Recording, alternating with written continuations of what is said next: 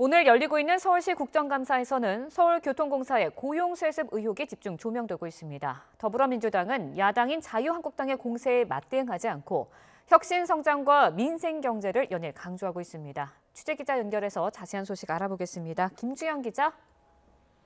네, 국회입니다. 네, 오늘은 행정안전위원회 국정감사장이 가장 뜨겁게 달아오르고 있다고요. 네, 그렇습니다. 서울시의 국정감사를 진행한 국회 행정안전위원회는 오전 내내 뜨거운 질의가 이어졌습니다. 핵심은 서울교통공사의 고용세습 의혹이었습니다. 앞서 서울교통공사 직원 가운데 100여 명의 친인척이 무기계약직으로 공사에 들어왔는데 이들이 정규직으로 전환된 사실이 공개되면서 논란이 일었습니다. 정규직 전환과 관련된 내부 정보를 이용해 특혜를 받다는 의혹인데요. 야당 의원들은 서울시를 상대로 각종 관련 자료를 요청하는 동시에 박원순 서울시장에게 채용과 정규직 전환 과정이 적절했는지 집중적으로 캐묻고 있습니다. 네, 서울교통공사의 채용 문제, 상식적으로 이해 안 가는 부분이 많았던 것 같은데요. 여야의 반응 어떻습니까? 네, 이 문제를 처음 제기했던 자유한국당은 공세의 고삐를 조이고 있습니다. 자유한국당 김병준 비상대책위원장은 오늘 국회에서 열린 비대위 회의에서 중앙정부와 지방정부, 노조가 결탁해 권력형 비리를 저질렀다며 비판의 날을 세웠습니다. 당 차원에서 이 부분에 대해서 적극적으로 대응해서 정부가 스스로 이 문제에 대해서 스스로 고백을 하고 얼마나 잘못되고 있는지를 스스로 파악을 하고 그 시정해 나갈 수 있도록 당이 총력을 모아야 될 거라고 생각을 합니다. 이에 따라 자유한국당은 오늘 국정조사 요구서를 제출하는 방안까지 검토하고 있습니다. 바른미래당도 서울교통공사 문제에 대해 함께 비판의 목소리를 높였습니다.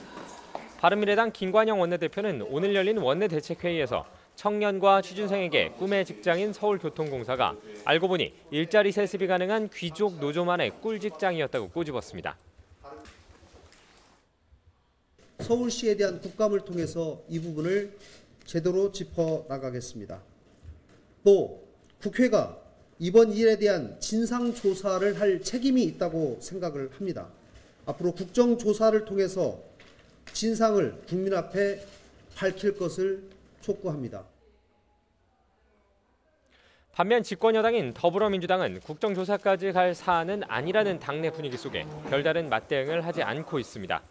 대신 민주당은 연일 경제 문제를 부각하고 있습니다. 더불어민주당 홍영표 원내대표는 오늘 국회에서 진행된 국감대책회의에서 경제에 활력을 불어넣도록 정책을 신속히 추진해야 하며 자금 부족에 시달리는 벤처기업을 위해 지원 시스템도 마련해야 한다고 강조했습니다.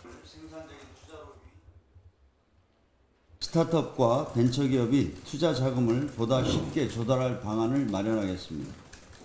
은행들이 대출 관행도 다시 살펴보겠습니다.